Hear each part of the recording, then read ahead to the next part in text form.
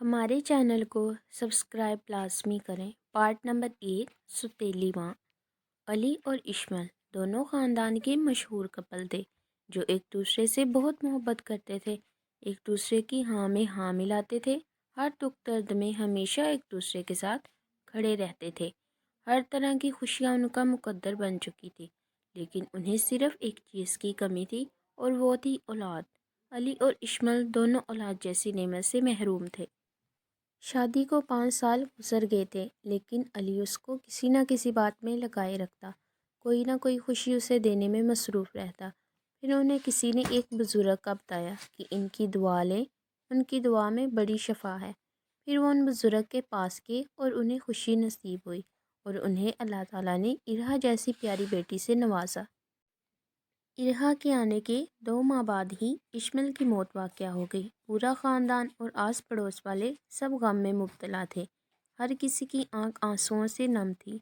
हर कोई उसकी बेटी के बारे में परेशान था कि अब इरहा का ख्याल कौन रखेगा, क्योंकि अली की बहनें भी इस्माइल के साथ ठीक नहीं थी और ना ही अली की अम्मी जिंदा थी जो उसका ख्याल रखती। और अली अपनी बेटी को उसकी नानी के घर भेजना नहीं चाहता था, खुद ही उसका ख्याल रखने लगा, उसकी हर ख्वाहिश को पूरा करने लगा। सबने कहा कि दूसरी शादी कर लो, लेकिन अली ये बात एक कान से सुनता और दूसरे कान से निकाल देता। ऐसे ही इरहा बड़े होते 10 साल की हो गई और थोड़ी थोड़ी समझदार भी होने लगी। एक दिन अली की बहन अली के घर आई और कहने लगी कि इरहा जवान हो रही है, आज नहीं तो कल हो जाएगी, तो इसकी अच्छी तरबियत के लिए एक माँ की ज़रूरत है। उधर से ही इरहा की खालाएं इरहा के कान भरती हैं कि तुम्हारे अब्बू की दूसरी शादी करेंगे, एक नई औरत आएगी और तुम्हारी माँ की जगह ले लेगी, तो तुमको तुम्हारे अब्बू से दूर कर देगी। और इरहा घर वापस आकर रोना शुरू कर देती है और रोते रोते सो जाती है। अली देखता है इरहा सो गई तो कमरे की लाइट बंद करके दरवाज़ा आराम से बंद करके चला जाता है कि और जाकर सोता है कि वाकई इरहा की तरबियत के लिए इसके सर पर एक माँ का साया होना ज़रूरी है।